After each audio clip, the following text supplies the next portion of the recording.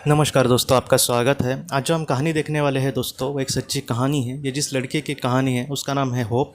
Hope हमसे ये कहती है दोस्तों कि जब वो 17 साल की थी तब उसके पेट में कुछ ऐसी बीमारी हुई थी कि उसका जो पेट है वो बहुत ही ज़्यादा दर्द करता था, और वो इतना दर्द करता था कि उसको ऐसे लगता था कि मैं बेहोशी हो जाऊँगी।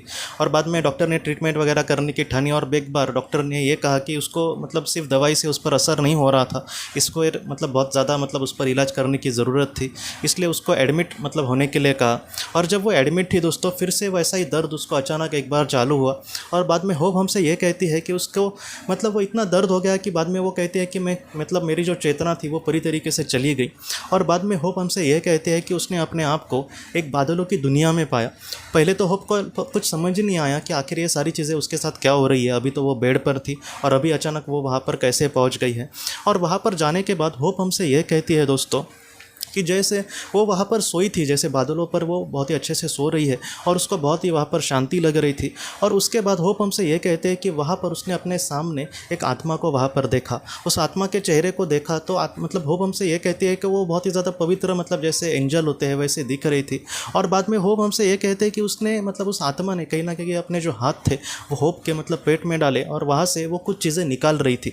उसके शरीर के लिए जो भी चीज़ें उसको परेशान कर रही थी, या फिर जिस चीज़ की ज़रूरत नहीं उसके शरीर को, वैसा उसको लग रहा था कि कुछ तो ऐसी बातें हैं जो शायद वो शरीर से निकाल रही है।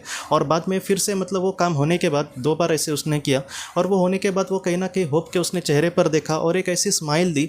होप हमसे ये कहते हैं कि जैसे हमारी माँ या फिर हमारे पिताजी को हमारी बहुत ज़्यादा केयर होती है, जो हमसे सच्चा प्यार करते हैं, उनके चेहरे पर जो हमारे लिए बहुत ही ज़्यादा हमारी ज़्यादा जो केयर करते हैं, उनके चेहरे पर जो एक बोलते हैं ना कि एक हमारे लिए प्यार होता है, हमारी केयर होती है, हमारा कुछ अच्छा हो, इसको कोई परेशानी ना हो, इस तरीके से भाव उस पवित्र आत्मा के चेहरे पर दिख रहे थे।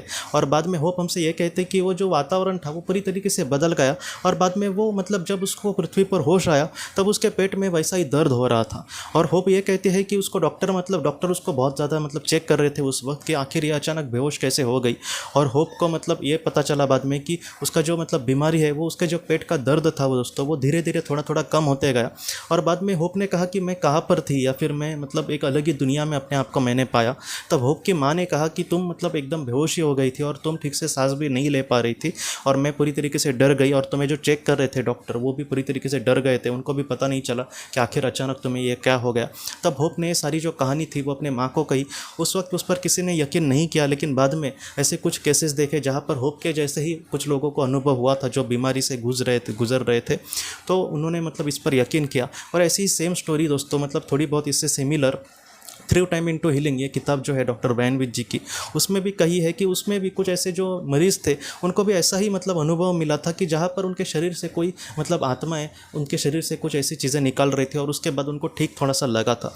तो ऐसी जो बातें हैं दोस्तों बहुत सारे लोगों ने इस तरीके से अनुभव किया है, और होप को भी वैसा ही उस वक्त अनुभव हुआ था। और उसके बाद दोस्तों एकदम तुरंत ही वो ठीक नहीं हो गई। वो कहते हैं कि तकरीबन 10-12 दिन मुझे अस्पताल में ही रहना पड़ा, क्योंकि डॉक्टर ने पूरी तरीके से उसको नष्ट करने के बाद ही तुम जाओ ऐसे कहा था। और धीरे धीरे बहुत ही अच्छे से रिकवर हो गई, और उसके बाद अब वो तकरीबन 35 साल की है।